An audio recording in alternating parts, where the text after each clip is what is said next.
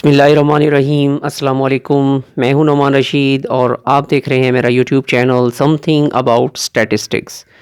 मैं अपने इस यूट्यूब चैनल से अपने इस लर्निंग प्लेटफॉर्म से आपको वेलकम कहता हूं। हम प्रेजेंटेशन ऑफ डाटा अपने वीडियो लेक्चर से कवर कर रहे हैं। हमने अपने प्रीवियस वीडियो में भी इसका एक ज़िक्र किया था। हमने कुछ बेसिक कॉन्सेप्ट्स इसके देखे थे। आपको बताया था कि हम कितने तरीक़ों से डाटा को प्रेजेंट करते हैं। हमने क्लासिफिकेशन, उसकी डिफरेंट टाइप्स, उसके बेसिस हम अपनी प्रीवियस वीडियो में डिस्कस करके गए थे। आज हम टेबुलेशन पर बात करेंगे। उसको हम देखेंगे कि टेबल क्या होती है, टेबल के पार्ट्स कितने होते हैं। इसी तरह इससे दो सिमिलर जो कॉन्सेप्ट्स हैं वो हम आज डिस्कस करेंगे। तो अपनी वीडियो पे जाने से पहले एक छोटी सी गुजारिश कि जिन लोगों ने मेरा चैनल अभी तक सब्सक्राइब नहीं किया तो काइंडली चैनल को सब्सक्राइब भी कर दीजिए और साथ बेल आइकन को हल्का सा पुश कर दीजिए ताकि लेटेस्ट वीडियोस का नोटिफिकेशन आपको मिलता रहे। अपने टॉपिक पर चलते हैं जी। देखें जी, टेबल क्या है। इसको टेबल भी कह सकते हैं, इसको स्टैटिस्टिकल टेबल भी कह सकते हैं। तो इंटरमीडिएट के जो स्टूडेंट्स हैं उनके लिए ये डेफिनेशंस बहुत इंपॉर्टेंट होती है। 2 मार्क्स की ये डेफिनेशन आपको कहीं ना कहीं लाजमी आ जाती है। आपके लिए ये इम्पॉर्टेंट है, आपको ये लाजमी करनी पड़ेगी। तो अपने टेबल को देखते हैं जी। टेबल की डेफिनेशन सिंपल होती है, कोई ज़्यादा मुश्किल बात नहीं है। आपको पता है कि जो टेबल होती है बेसिकली वो रो और कॉलम का यानी कि सेट पर मुश्तमिल होती है, जिसमें रोज़ भी होंगी और कॉलम्स भी होंगे। तो obviously table is a systematic arrangement of data. ये टेबल बेसिकली क्या है, एक सिस्टमैटिक अरेंजमेंट है। किस चीज़ की जी? डेटा की। Into vertical columns and horizontal rows, जिसमें आपको पता है कि जो पेंट है ये डाटा की। A table is a systematic arrangement of data into vertical. A table is a systematic arrangement of data. आपने इस डाटा को सिस्टमेटिकली अरेंज करना है। इनटू वर्टिकल कॉलम्स, कॉलम्स में करना है जी। एंड हॉरिजेंटल रोज़, और हॉरिजेंटल रोज़ में करना है। यानी कि रोज़ और कॉलम का जो सेट होता है उसको हम बुनियादी तौर पर टेबल का नाम दे देते हैं। तो अब टेबल की डेफिनेशन अगर आपसे कोई पूछता है, सिंपल सी डेफिनेशन है, a table is a systematic arrangement of data into vertical columns and horizontal rows. यानी कि जब हम स्टैटिस्टिकल डाटा जो होता है अगर हम उसको रो और कॉलम में अरेंज कर लें तो उसको हम टेबल का नाम दे देते हैं। इसके बाद है जी टेबुलेशन। टेबुलेशन क्या होता है? तो बेसिकली टेबुलेशन क्या है, एक प्रोसीजर का नाम है। जब हम टेबल बना रहे होते हैं, यानी कि टेबल बनाने का जो प्रोसीजर होता है, जो प्रोसेस है, उस प्रोसीजर को हम टेबुलेशन का नाम दे देते हैं। The process of arranging the data into rows and columns, यानी कि रोज़ और कॉलम में जब हम डाटा अरेंज करेंगे इस प्रोसीजर को हम टेबुलेशन का नाम दे देंगे। इसके बाद देखें जी, हमारे पास हैं पार्ट्स ऑफ टेबल। ये बड़ा इंपॉर्टेंट है। हमारे पास टेबल के पार्ट्स कौन कौन से हैं? सबसे पहला पार्ट जो होता है वो टाइटल होता है जी। आपके पास टेबल का कोई ना कोई टाइटल होता है। कॉलम कैप्शंस होते हैं जी। इस कॉलम कैप्शन को हम बॉक्स हेड का नाम भी देंगे। इसी तरह हमारे पास रो कैप्शन होता है जिसको हम स्टब का नाम दे देते हैं। इसी तरह हमारे पास बॉडी ऑफ टेबल होती है जिसको अरेंजमेंट ऑफ डाटा का नाम दे देते हैं जी। इसी तरह सोर्स नोट होता है, यानी कि किस ज़रिए से हमने इस डाटा को लिया है। फिर परफेक्टरी नोट होता है और फुट नोट होता है। देखिए, बाज़ औक़ात ऐसा होता है कि टेबल के अंदर हमें कोई चीज़ एक्सप्लेन करने की ज़रूरत पड़ती है, तो उस टेबल को हम उस वर्ड को या उस फिगर को, उस न्यूमेरिक वैल्यू को जो हमने एक्सप्लेन करनी होती है, तो फिर हम उस टेबल पर वहाँ पर कोई एक स्पेसिफ़िक निशान लगा देते हैं, एस्टेरिक का निशान लगा देते हैं और फिर हम उसकी जाकर वजाहत करते हैं।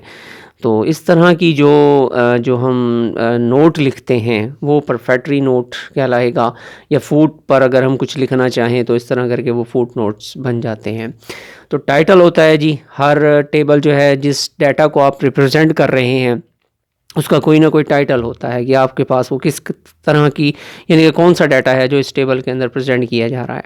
उसके बाद कॉलम कैप्शन होता है, यानी कि जो हेडिंग होती है हमारे पास, कॉलम की जो हेडिंग होती है उस हेडिंग को हम लोग कॉलम कैप्शन का नाम दे देते हैं या इसको बॉक्स हेड भी कहते हैं।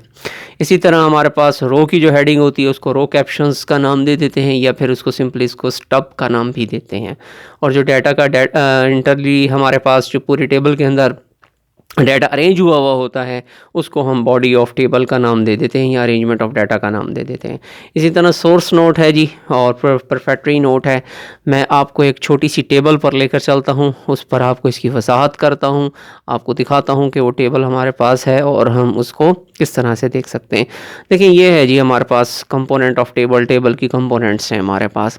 ये ऊपर हमारे पास टेबल का नाम लिखा हुआ है, fertility and mortality indicators India, crude death rates. ये क्रूड डेथ रेट्स का एक हमारे पास डाटा है जो कि फर्टिलिटी और मोर्टेलिटी को इंडिकेट करता है हमारे पास। अब ये डिफरेंट टाइप्स का डाटा है हमारे पास। ये ईयर दिए गए हैं 1984, 85 और 1991 तक। इसी तरह रूरल है, अर्बन है और कंबाइंड, ये उन्होंने दिया हुआ है डाटा। हमें इस की डिटेल की ज़रूरत नहीं है। हम ये देख सकते हैं कि ये जो हमारे पास ये लिखी हुई टर्म, ये जो हमारे पास है फर्टिलिटी एंड मोर्टेलिटी, बेसिकली ये क्या है, ये टेबल का टाइटल है ये। अब इसी तरह करके ये हमारे पास जो कॉलम बना हुआ है, इस कॉलम को हम क्या नाम दे देंगे, कॉलम कैप्शन का नाम दे देंगे। इसको हम लोग क्या नाम दे देते हैं जी, कॉलम कैप्शन का नाम दे देंगे। जिस तरह ये रूरल लिखा हुआ है ये कॉलम कैप्शन है, अर्बन है ये कॉलम कैप्शन है, कंबाइंड जो है ये कॉलम कैप्शन है। बिल्कुल उसी तरह ईयर जो है ये जो हमारे पास है कॉलम कैप्शन है। इस तरह 1984 क्योंकि रो में लिखा हुआ है ये रो कैप्शन है, ये 1985 रो कैप्शन है। तो बहरहाल रो कैप्शन होता है।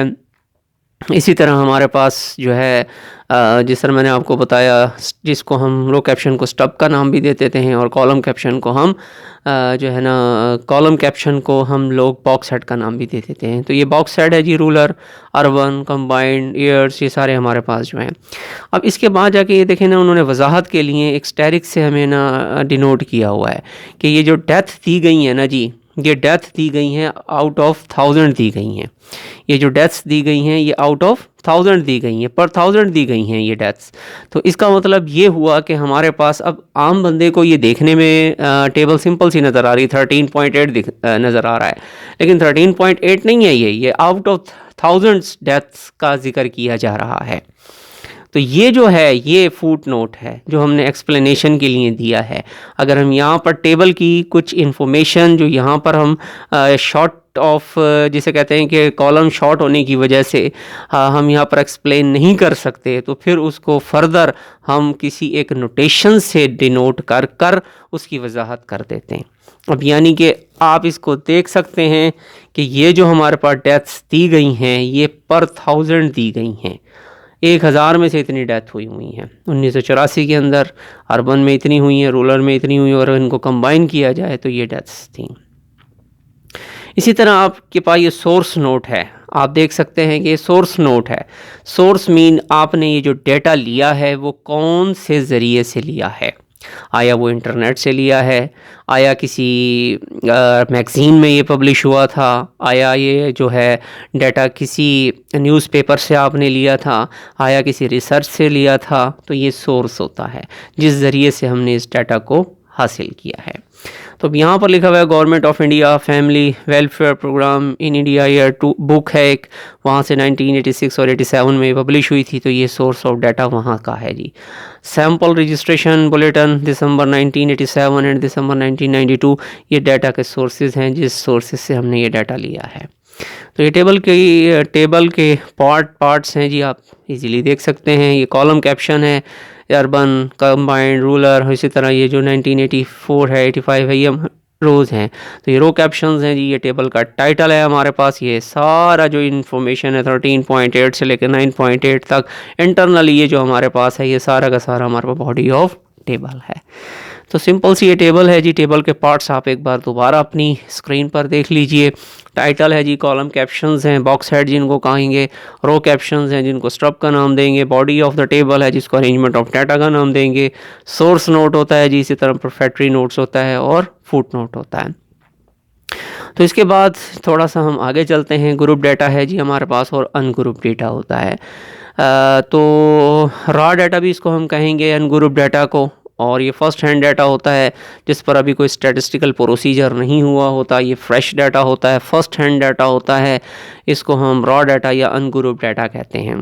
The data which is not presented in the form of frequency distribution is called ungroup data. Simple is that, ऐसा डाटा जो फ्रीक्वेंसी डिस्ट्रीब्यूशन पर ना बनाई गई हो, जिसकी फ्रीक्वेंसी डिस्ट्रीब्यूशन ना बनी हो, उस डाटा को हम लोग क्या नाम दे देते हैं जी, अनग्रुप डाटा का नाम दे देते हैं। और अगर इसी डाटा की अगर हम फ्रीक्वेंसी डिस्ट्रीब्यूशन बना लें, फ्रीक्वेंसी की अभी हम आगे एक्सप्लेनेशन आपको करेंगे, बताएंगे, हम आपको टेबल बनाना सिखाएंगे कि फ्रीक्वेंसी डिस्ट्रीब्यूशन कैसे बनती है, फ्रीक्वेंसी डिस्ट्रीब्यूशन होती क्या है। तो बहरहाल अभी एक सिर्फ हम सरसरी नज़र आपको अपने टॉपिक पर आपको एक गो थ्रू करा रहे हैं।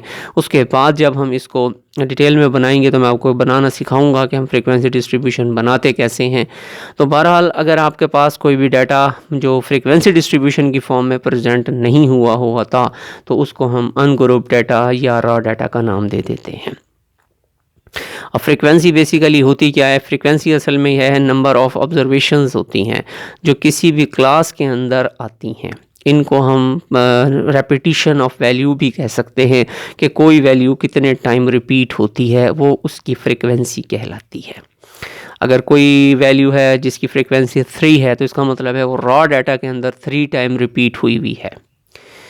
हाँ, तो ये मतलब है हमारे पास। तो मैं अब नेक्स्ट टॉपिक में हम इंशाल्लाह अपनी नेक्स्ट वीडियो के अंदर आपको एक्सप्लेन करूँगा कि हम वीडियो उसमें फ्रीक्वेंसी डिस्ट्रीब्यूशन किस तरह बनाते हैं। एक छोटा सा कॉन्सेप्ट है जी एरे का, ये मैंने आपको मीडियन में भी एक्सप्लेन किया था, मेरी प्रीवियस वीडियोस को उठा के देखिए। तो डाटा अरेंज जब हम असेंडिंग और डिसेंडिंग ऑर्डर ऑफ मैग्नीट्यूड में करते हैं तो इस अरेंजमेंट को हम एरे का नाम दे देते हैं, अरेंजमेंट का नाम दे देते हैं, एरे का नाम दे देते हैं। और फ्रीक्वेंसी डिस्ट्रीब्यूशन क्या है जी, अरेंजमेंट ऑफ डाटा और ऑब्जेक्ट है into different classes with their frequencies is called frequency distribution. ये होता है कि जब हमारे पास अरेंजमेंट है, हमारे पास ऑब्जर्वेशंस की या डाटा की क्लासेस की, जब हम इन क्लासेस को फ्रीक्वेंसी की शक्ल में अरेंज करते हैं तो इस टेबुलर अरेंजमेंट को हम फ्रीक्वेंसी डिस्ट्रीब्यूशन का नाम दे देते हैं। सिंपल इज़ दैट, हमारे पास वेरिएबल होता है और उसके सामने उसकी कोरिस्पॉन्डिंग क्लास फ्रीक्वेंसी होती है। जब ये टेबल बनती है इस टेबुलर अरेंजमेंट को हम फ्रीक्वेंसी डिस्ट्रीब्यूशन का नाम दे देते हैं। तो स्टूडेंट्स के लिए मैंने डेफिनेशन को हाईलाइट कर दिया है, आप देख सकते हैं। अरेंजमेंट ऑफ डाटा और object into different classes with their frequencies. और फ्रीक्वेंसी की डेफिनेशन अभी हम करके गए हैं। फ्रीक्वेंसी बेसिकली क्या है, नंबर ऑफ ऑब्जर्वेशंस हैं जो किसी पार्टिकुलर क्लास के अंदर लाई करेंगी, या रेपिटेशन ऑफ ऑब्जर्वेशंस होती हैं जो रॉ डाटा के अंदर आती हैं। तो इस टेबुलर अरेंजमेंट को हम फ्रीक्वेंसी डिस्ट्रीब्यूशन का नाम दे देते हैं। ये हमारे पास फ्रीक्वेंसी डिस्ट्रीब्यूशन होती है। तो नेक्स्ट टॉपिक पे इंशाल्लाह जब हम अपनी नेक्स्ट वीडियो कवर करेंगे तो मैं आपको फ्रीक्वेंसी डिस्ट्रीब्यूशन के स्टेप्स हैं वो बताऊंगा कि फ्रीक्वेंसी डिस्ट्रीब्यूशन किस तरह से बनती है, उसके कौन कौन से स्टेप्स हैं वो मैं इंशाल्लाह आपको अपनी नेक्स्ट वीडियो में कवर करूँगा। तो ये टेबल है जी, आप देख सकते हैं। और ये टेबल जो है मुझे इंटरनेट के सोर्स से ही मिली है, तो मुझे वहाँ से डाटा मिला। मैंने आप लोगों को एक एग्जांपल के तौर पर आपके लिए ले आया, आप इसको देख सकते हैं। ये बॉडी ऑफ टेबल है, ये टाइटल है, ये फुट नोट है और ये डाटा का सोर्स है या सोर्स नोट जिसको हम कह सकते हैं, ये वो चीज़ होती है। तो टाइटल है जी, कॉलम कैप्शंस हैं, बॉक्स हेड है, रो कैप्शंस जिसको स्टब कहते हैं, बॉडी ऑफ द टेबल है, और इसी तरह सोर्स नोट है या प्रोफेक्टरी नोट्स हैं, ये फुट नोट है हमारे पास। तो बस ये आज का टॉपिक सिर्फ इतना ही है। मिलेंगे इंशाल्लाह अपनी नेक्स्ट वीडियो में। जब तक के लिए मुझे दुआओं में याद रखें, अपना बहुत सा ख्याल रखिएगा। अल्लाह हाफ़िज़।